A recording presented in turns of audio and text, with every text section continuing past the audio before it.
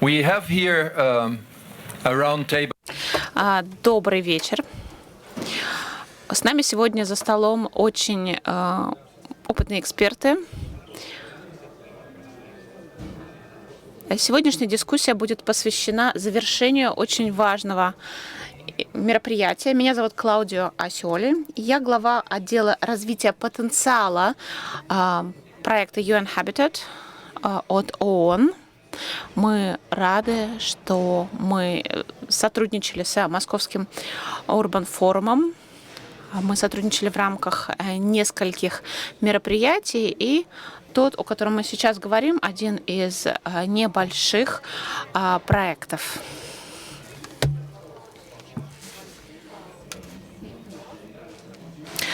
Сейчас мы хотели бы обсудить следующую тему. Города СНГ. Города на самом деле похожи друг на друга, потому что что-то общее в них есть. У них общая история, общее наследие в каком-то смысле. Но, тем не менее, они действуют по-разному в своих усилиях повышать качество жизни. Тема Московского Urban форума связана именно с этой темой. Есть разные города, в которых мы работаем. How do we mobilize this incredible energy of urbanization and promote economic development with opportunities for all, with less equality, with less impact on the environment, and a type of urbanization that we call planned and sustainable? So here is the challenge that our speakers will address, is taking advantage of the continued urbanizations. What is the future of the CIS cities? So this is the concluding roundtable of a very special event, and we have here among the audience several experts, senior officials, people with a lot of responsibilities from different countries, from Kazakhstan to Moldova to Tajikistan to Russian Federation, so people who are really taking decisions and having responsibilities. So to cut short my introduction, let me then give the floor to those who are really here for that. Mrs. Irina Ilina is the director of the Faculty of Urban and Regional Development. Irina Irbitskaya, she's the director of Center of Urban Competence, RANEPA, and Denis Boykov, the CEO of the Moscow Urban Forum. Also Johnson, the chief of Best Practice Unit in UN Habitat and also coordinator of the what we call the Russian program for the CIS countries. I have also my colleague Manka Bajav, who is the urban policy and planning officer, who was working with us in the training, and Mr. Rufat Mahmoud, advisor to the chairman Urban Planning Committee of Azerbaijan. So with that, I would like to give the floor to my colleague Manka, and that she brings forward what would be the conclusion, the takeaway message that from the incredible day we have with this group. Thank you, Claudio. So just first, the purpose of the training was to introduce the city leaders, managers, and technical officers to what are these international global goals, that the Sustainable Development Goals that we all have to achieve by 2030, and what are the international planning principles. And the training was designed to bring down from a high level these principles into actually what it means at the city level to implement, for example, how to improve the urban pattern. And so I want to make this intervention in three parts. I will first talk about some of the key issues that are common in these cities. As you said, they're extremely diverse, but because of a post-communist and post-Soviet legacy, they have some very commonalities in both the spatial structure of the cities, and also in the way planning administrations are working, and the whole bureaucratic process that goes around that. But I want to keep it short on the problems and really focus on the key takeaways and some of the solutions we see. So we definitely see some issues around the balanced spatial development of the territory, with the larger capital cities taking the lion's share of investment, and small and medium cities often stagnating. At the same time, the urban edge is sharp, so we have to look at how to improve the urban-rural linkages in the territory at the regional level. The question of energy efficiency at buildings, and also resilience planning adapted to climate change, so from an environmental planning perspective. And finally, on the financing of urban projects, the fiscal capacity of local governments, and the issues around planning legislation, which I will focus on the key takeaways. So moving to my second part, on some of the recommendations that have emerged from these countries. First, it was the group, and these are not my recommendations, but they emerged from the group discussions that we just had. The first is to spread and use these global principles among the decision makers. Second, we need, yes, we have the indicators on sustainable development goals, but we need now, at a more city level, what are the indicators that these plans must respond to in this physical planning. Number three, we need to connect the strategic spatial plans with the budgetary plans, because that connection is missing across many of the countries. Number four, we need a unified document to regulate the development of urban space and urban transformation. And often there are approvals coming for projects from different approval authorities, and this is making difficult the issue of compliance to the master plan, for example. Then we move on to basic planning issues and how we want to change the culture and mindset of planning. So we want to increase the share of green public spaces in the city. We want to encourage public transport so that there is a human dimension, and the city is not just for cars but for people. And we want really it's around the and finally, the issue that because financing is limited, there has to be some way to prioritize the strategic projects. In fact, the case was mentioned that except for Belarus, all the other countries in that specific group, Armenia, Kyrgyzstan, Uzbekistan, made this point quite clearly. Just before I go on to some of the solutions that we are already seeing as inspiring practices in the region, I want to really emphasize the issues of planning legislation, because this is part of the historical legacy that is coming, with specific examples from the country. So the issue is really about either too much regulation or not updated, outdated plans. So, for example, in Tajikistan, there are 65 construction regulations, but there is not any yet which encourages accessibility for disabled people in the building construction. Then the Bishkek master plan, for example, needs to be amended, and there is a real need for the land code readjustment in this case. In the case of Moldova, it was highlighted that there's really a need for a strategy to a broader picture for the policy on urban development. So finally, to end with a positive message, I'd like to share and congratulate our colleagues for some of these inspiring practices we are already seeing in compliance with the international principles that we are recommending.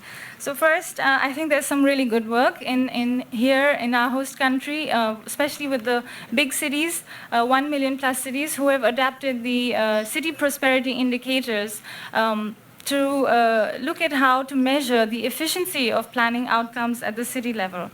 Then we've also heard in the last panel discussion some examples of diversification of mono cities.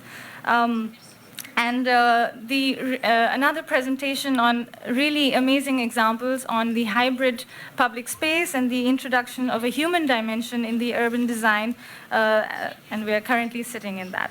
And finally, some special resolutions that link the Sustainable Development Goals to the strategic development plans, for example, in Belarus and Uzbekistan. And although public participation is quite limited in the region, but there are some provisions in some cases, for example, in Kyrgyzstan on social planning and also reaching environment targets for energy efficiency in Belarus. Thank you. Before I give the floor to Irina, just wrapping up on a couple of things quite important that came out. So change the culture and mindset in a region that traditionally is known by a very strong culture of urban planning, so normative, regulatory planning. Many institutes existed, they produce planning, and yet we're talking about moving away from a very strict planning to a more visionary planning that goes down to the level of, let's say, densities, public space, quality of life, which is basically the core that we are discussing here in the forum. And for those who were not in the training, when she spoke in the beginning about this big global agenda, we discussed about the importance of the Sustainable Development Goals, particularly the SDG 11, which is the Sustainable Development Goal 11, that aims at producing cities in 2030 that are safe, resilient, sustainable, and inclusive.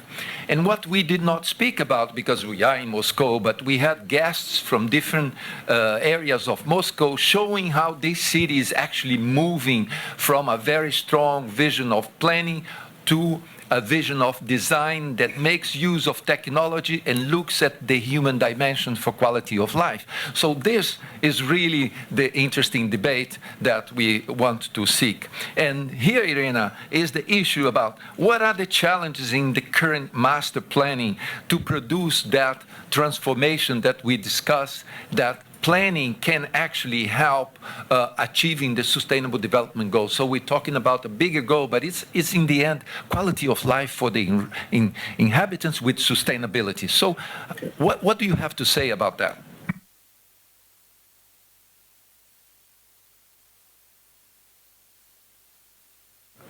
Yeah. Thank you very much, Claudio. I'd like to thank the whole team of UN Habitat for this training.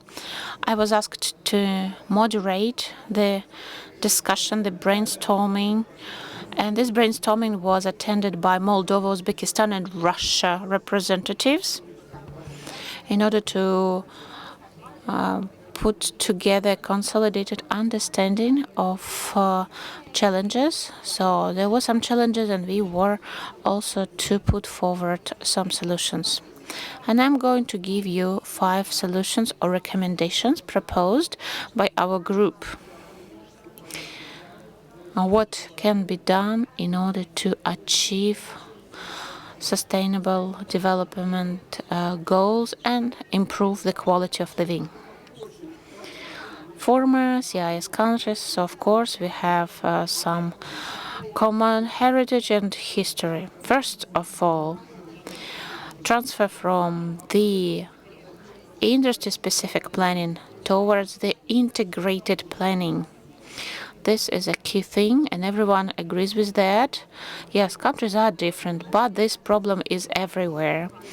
When you plan industry by industry separately, you solve problems of the certain industry, but you don't solve the general problems. Second thing, global values and indicators should be communicated to people who make decisions at a municipal level, so that there is no the expert knowledge gap anymore, so that everyone is on the same page.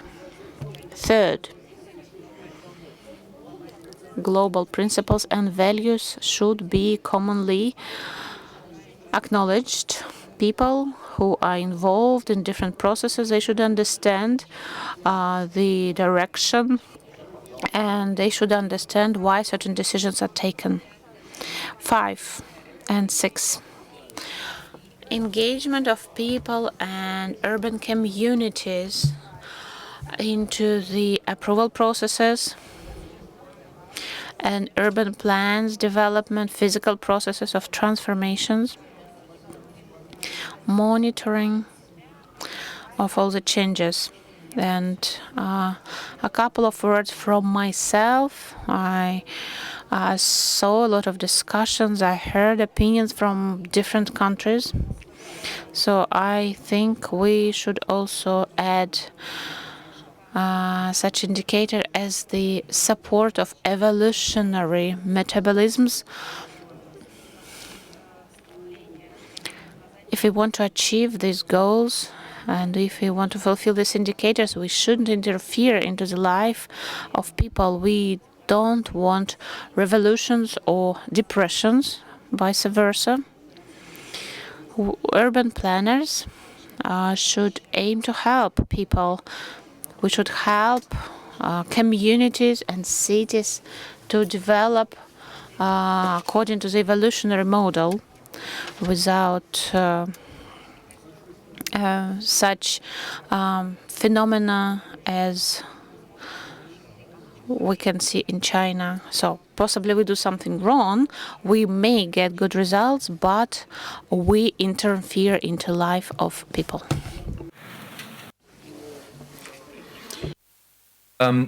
So you're suggesting a different type of planning, a different type of behavior from planners, understanding the needs and demands of citizens, but you also mentioned about the need for indicators so that processes can be well monitored.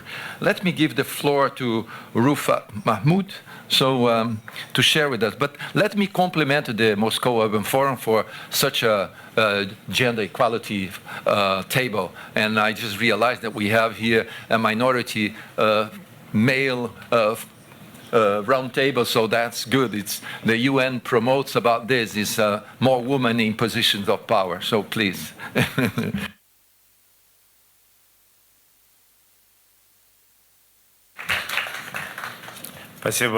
Thank you, Claudio. Well, I wanted to thank the organizers of this event, UN Habitat, for this workshop. We used to call City Leaders a workshop. I really like that title. I don't know whether you can call me a city leader, but knowledge and experience sharing are very important.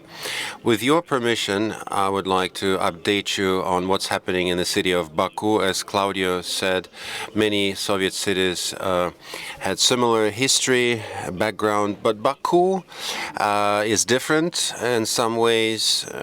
Baku, as the capital city of Azerbaijan, of course, is a focal point for the economic, industrial, social potential of the country. We are an old city. We have 12th century fortress walls. Everybody knows. 12th century. Then later, the city became a commercial, industrial center. In the 19th century, when oil was struck, the city started booming. And at that time, it was the fastest growing city in the world.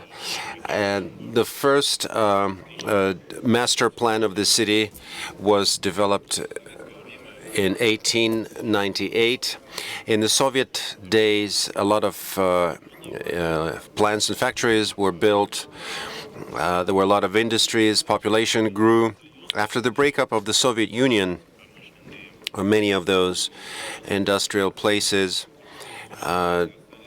discontinued their operation. They became derelict, abandoned areas, and now they take up a portion of Baku's current cityscape.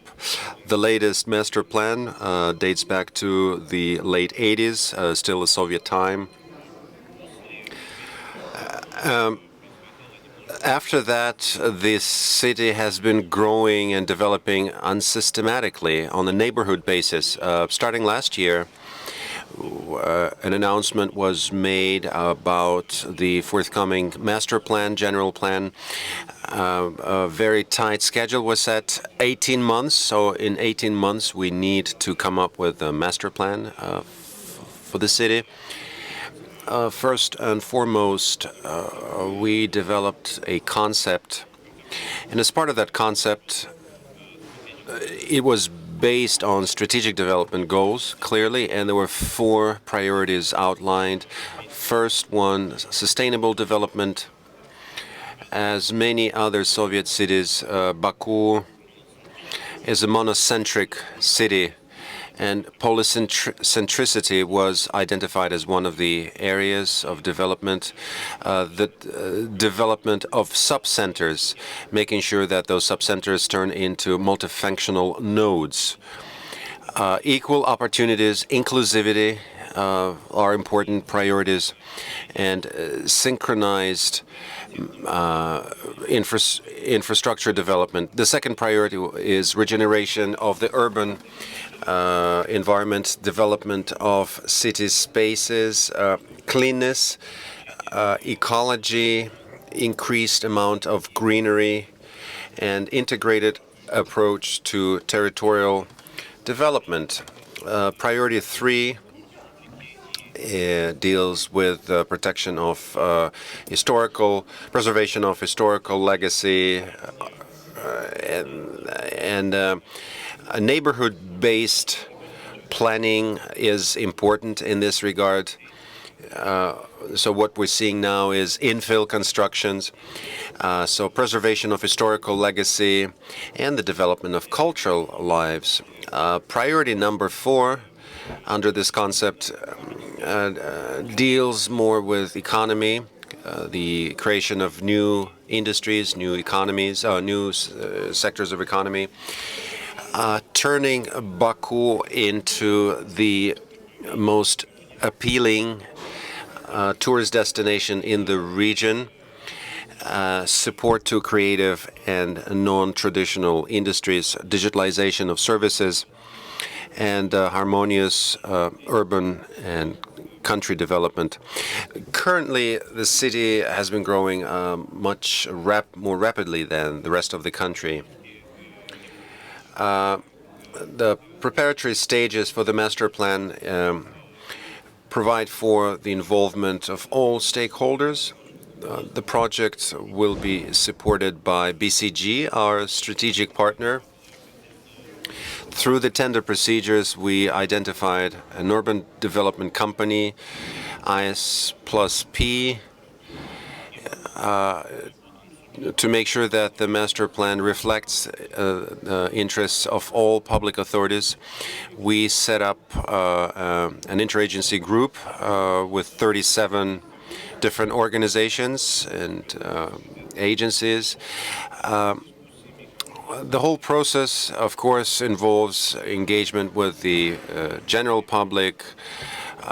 Surveys are conducted, architects are being surveyed. As I said, towards the end of the year, by October next year, the master plan is to be finalized and published. Yesterday, we were hearing about the development of Moscow, and it was mentioned that in 2010, Moscow experienced transport collapse and was in pretty poor shape. Actually, Baku is not in such a poor shape. A lot has been done. Infrastructure, transport infrastructure, energy infrastructure have been upgraded. A lot of digital services have been introduced. So our starting position was somewhat different compared to Moscow's. Thank you. Very much, Rufat. Quite interesting here. We came down to a case, so the city of Baku, showing the issue of derelict land, which are land very well located, deindustrialization, so the economic base of the city failed to respond. Technological change externalities produced that and forced the city to find its way. And you also mentioned one thing that we seem to find that's common, which has a tremendous impact for development. Primacy, we call it urban primacy, when you have a very big city that seems to attract everything and is the center of the political, economic, political decision making, and then you have the secondary city very small, so a very big primacy. So it's a big issue in some countries. So Irina, how about looking at the social factors and for sustainable development, climate issues, public space, how do you see that, having heard our colleagues that spoke before you? Да, спасибо большое. Thank you. Thank you. It's a pleasure to be participating at this roundtable because we know our CIS colleagues very well. We're good friends with them. I visited all CIS member states when they were still republics, Soviet Union republics. And last year I visited 14 countries, and I must say that I registered a fantastic difference in the active development of all cities. Despite of all the issues they're having, they've all been developing very rapidly, very aggressively. It's a great thing that UN Habitat can deal with the CIS cities because our common Soviet past and the journey we've traveled together, of course, it left an imprint on the development of all CIS cities. And it's an issue of urban planning that was practiced in the Soviet days. If we were to look at the cities that were created in the Soviet days, so they were based around industries. Then calculations were made as to how many people would be needed in order to work at those companies, those enterprises, and then the social infrastructure was developed. And there are many places like that in CIS. In Russia, there are 350 monocities out of 1,100 cities, so almost a third of all cities. And of course, that is causing a lot of problems because no matter how much we want, how hard we try, how many financial resources we have, it's very hard to transform cities of this kind. It would take decades to do that. I would like to put forth some proposals which, as a result of our two-day activities during the Urban Forum.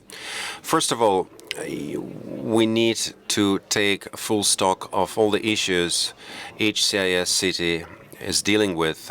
We could use different indicators to gauge the situation, but I think that there's such a tool already exists. I'm talking about the Urban Well-being Index. It has over 60 indicators. It's not telling you which cities that the city is worse. That city is worse than the other. No, it just gives you a snapshot of the city, and I think it gives you an objective view of the city, which is a prerequisite for addressing issues.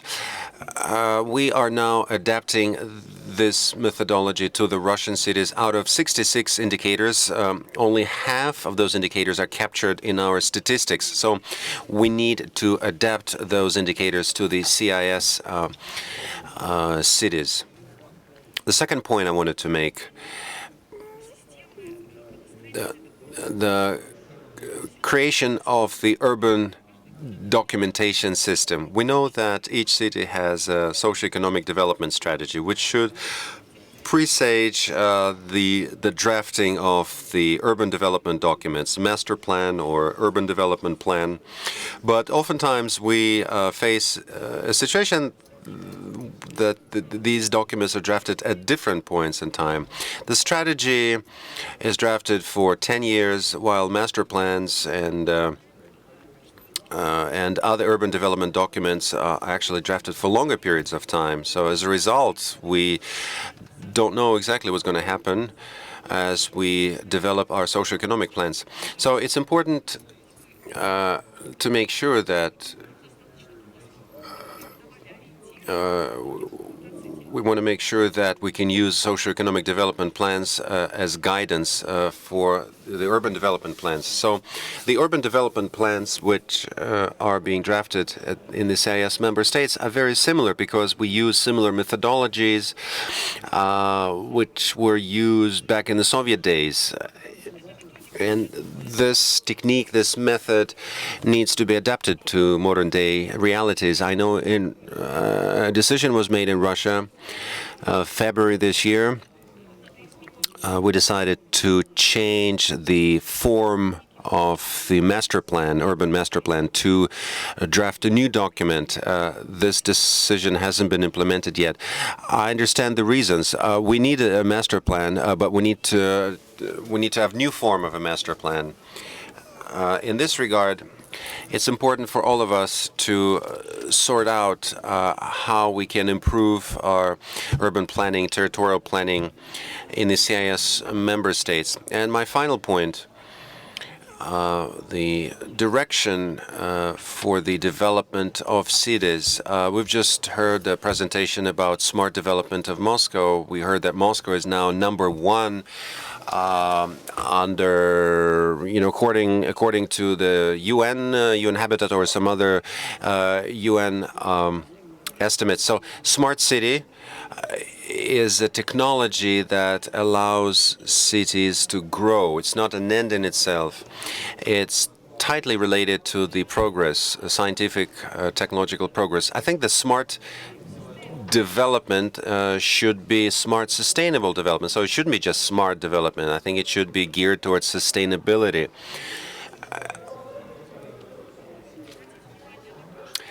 Also, I'd like to draw your attention to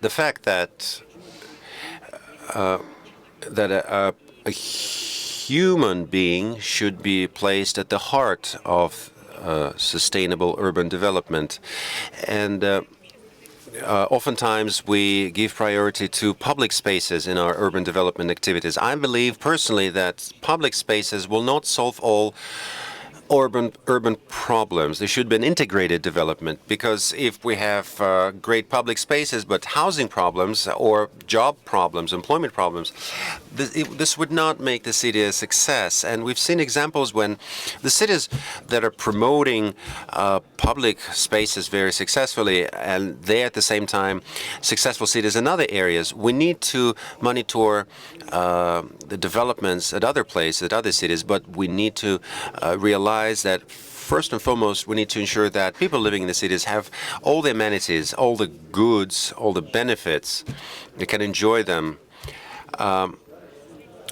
Also, territorial planners, urban developers, they need to define the prospects of the city, because they're looking far ahead, 20, 30 years. So it's important to formulate the priorities for such long period of time. And I think as long as we do that, everything we do in this wonderful community will be a success. Thank you. Thank you, Irina. You brought two interesting issues about smart cities into the equation. And today we realize that the United Nations, in a ranking, placed Moscow #1 in the e-governance. And today we had a presentation about how advanced technologies have been embedded in the whole transformation, the spatial and development transformation of the cities. And I have a friend who is very critical about smart cities and the technology. And he says the smart city needs smart people. So it seems I'm surrounded by a lot of smart people, because without smart cities, we cannot have, or vice versa, we cannot have smart cities without smart people. So, and you brought down the issue. Thank you. Now let me pass the word to my colleague, Åsa Johnson, talking about the regional cooperation and coordination and where we are in this incredible journey that we started a few years ago. Thank you very much, Claudio, and panelists, participants. I'm speaking in my role as UN Habitat's coordinator for the Project Coordination Office for the CIS. We have an office here in Moscow, and we upgraded that office to a sub-regional office last year under our new executive director, who we're also very pleased. She was heading our delegation here these days. She's traveling back to Nairobi, Kenya, where our headquarters are based this evening. UN Habitat, just to position us where we are, I think maybe not everybody in the room is so familiar with our work, but we are the UN agency mandated to work on sustainable urban development. And we are responsible for implementation and also monitoring of several of the urban-related SDGs, and of course SDG 11, which is at the heart of the urban agenda. And the new urban agenda that was signed in Quito at the Habitat 3 conference is what we really see as the accelerator and the operational part of how we implement the Sustainable Development Goals. Now, the important factor in the conversation here this evening is that both the Sustainable Development Goals and the New Urban Agenda is universal. And what's meant by that is that, it's recognized by the global community that urbanization is happening everywhere. The challenges are, for everybody. An organization like UN Habitat was for many years associated very much with development in, let's say, the South, associated very much with slum development, informal settlements. This is still very much at heart of our work, but it's fully recognized, and we're mandated to be working globally. And that's what brings us to the Russian Federation and to also the other countries of CIS. And we have a mandate to really be working much more in partnership in these countries, which is a very exciting place to be, because we can see how not only that urban development is a challenge in these countries, but it's a priority, a national priority in many of the countries. Just to say within this context that we've had a very rapid and very fruitful partnership with the Moscow Urban Forum in this context of increasing our collaboration in this part of the world. And we were very pleased to sign last year, it was only last year, in February at the World Urban Forum in Kuala Lumpur, a Memorandum of Understanding with the Moscow Urban Forum. And since then, we have this MOU. We participated last year it was the first time for us to engage in the Moscow Urban Forum. And here we are, just 1.5 years later, where we're even going into, I would say, a much more substantive, deeper collaboration as well through this executive training that we had today. So really looking forward to exploring further with you, Moscow Urban Forum colleagues. Just a few more points. Firstly, in terms of exchange of experiences between cities and regions, just to first of all commend Moscow Urban Forum for your exemplary way of organizing forums. Your convening power is really recognized, and we have a lot to learn from you in terms of how you're bringing together people to exchange good practices and experiences. We are on a kind of, I would say, a roadmap right now in further exchanging practices, good examples, solutions, etc. We are very pleased that the World Cities Day this year will be celebrated in Russia on 31st of October in the city of Ekaterinburg. So this is sort of the next place to have this type of format for discussion, but in a smaller scale, but still it's a global conversation. And then secondly, the World Urban Forum, the next UN Habitat and UN World Urban Forum is in Abu Dhabi, in the United Arab Emirates in February next year. And we would really like to invite and discuss with you in the room, with our partners at Moscow Urban Forum, how can we make sure that the good practices that we see in the city of Moscow, in Russia, and in countries of the CIS, how do we bring these to the global stage? This is something that we really want to work in partnership to make sure. I can say for a fact, because I've been together with our executive director the last 3 days, that's the word I keep hearing, and it's not because I'm also the chief of our best practices unit, but I keep hearing best practices, best practices. How do we bring this out more? How can the UN work with you on that platform? Just to say just a few words in terms of regional cooperation. First of all, some of the experts that were here today in the executive training also participated yesterday, but some of you in the audience, of course, this is the first time you hear that UN Habitat is developing an engagement strategy for the CIS based on our new strategic plan for 2020-23. And we will be presenting and sort of solidifying this strategy at the next CIS Intergovernmental Council, which I understand has been confirmed to be held in Nur Sultan in Kazakhstan in the last week of October. So this is really where we're going to go into more finalizing our action plans. And also we had the pleasure today with our executive director to meet the deputy chairman of the CIS Executive Committee, Mr. Sergei Ivanov, and we agreed that we're going to have a task force to really get more closely into the work program through this process as well, which will also include, UN Habitat, the Executive Council, but also the Minister of Foreign Affairs of Russia, because Russia is very interested in supporting UN Habitat's work in the CIS, which is very good news for us. I'd like to just say here as well that, of course, we encourage also bilateral agreements with countries. In fact, we've been discussing it with the ambassador of Azerbaijan, which is he's based in Addis Ababa in Ethiopia, and with many other countries of the CIS as well. So that just brings me to the last point, that I think, what we're hearing here in this panel is all the many areas of collaboration we can do together. It's in the area of technical cooperation in some cases. It's in the area of monitoring and reporting in others, and then definitely in terms of advocacy as well. And just to say that UN Habitat has the responsibility through the United Nations Secretary General to report every 4 years on progress on implementing the SDG 11 urban and the new urban agenda. And we are developing an innovative platform in terms of exchange of both quantitative and qualitative information. And I would like to end by inviting interested participants here to engage with us on how we can make sure that the representation of progress, ideas from this part of the world is a very major component of that platform. Thank you. Thank you, Åsa.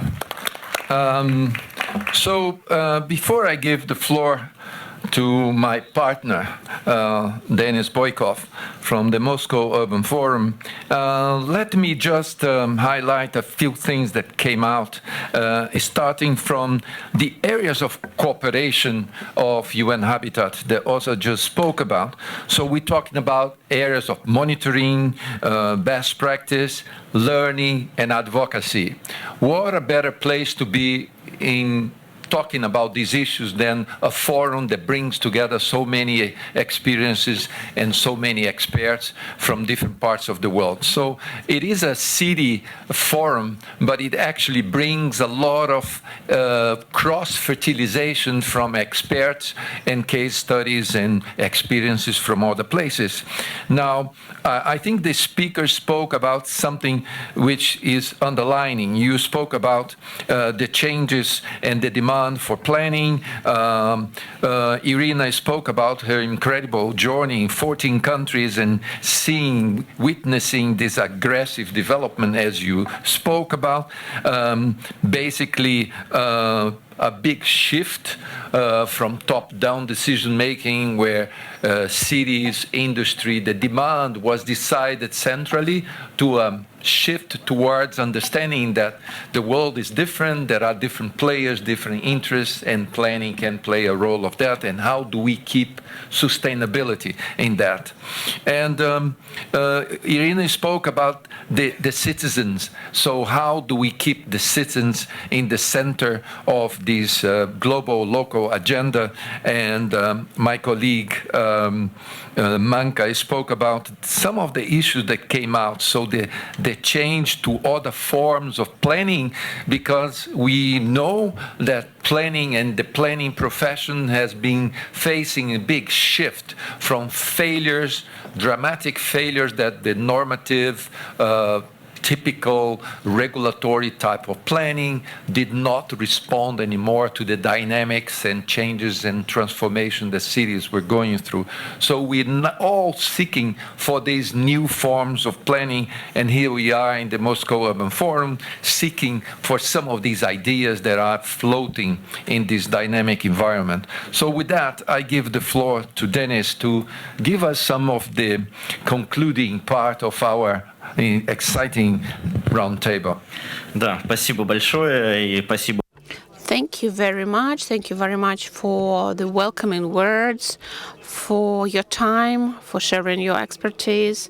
We always welcome you in Moscow. We'll be happy to see you at our forum in the future. I'd like to tell you more about our cooperation with UN Habitat.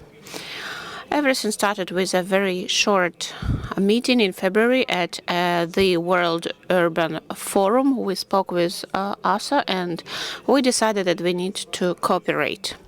As Claudio said, he said that that's great that we have a lot of women participating in the panel discussion. When we came to Kuala Lumpur, we had a leaflet about our forum. We had all the top speakers listed there. In 2011, do you remember what was the question from UN Habitat?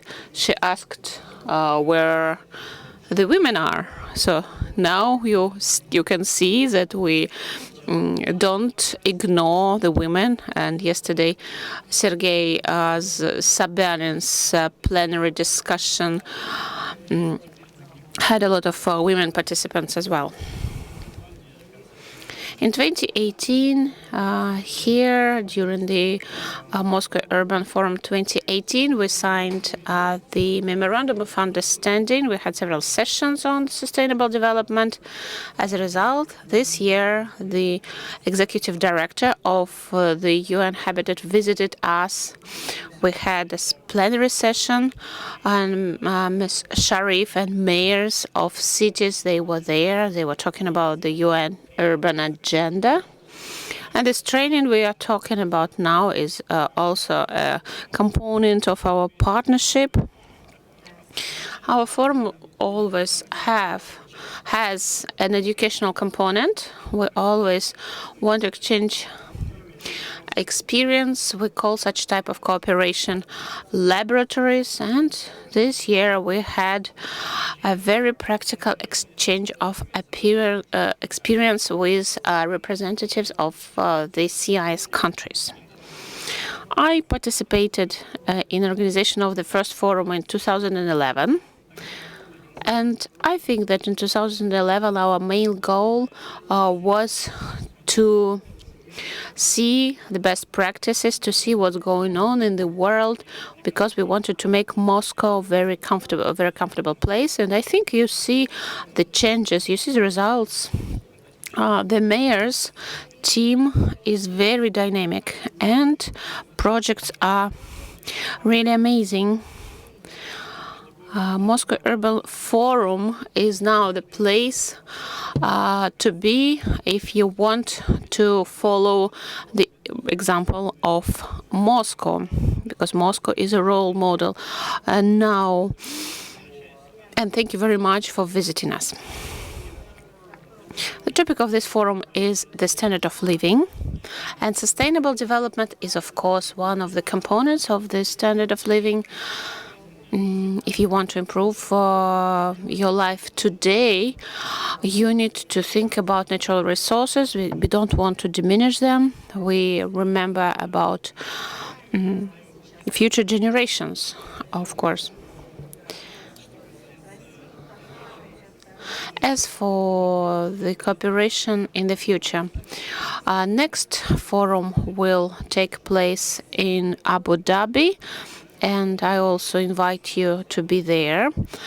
Moscow Urban Forum will take place in Moscow in 2020 in July, and we also spoke with the UN Habitat the idea of forums. We think that forums is a great platform for exchanging experiences, for discussing difficult issues. You remember what we discussed last year, and you see the great fruits of such cooperation.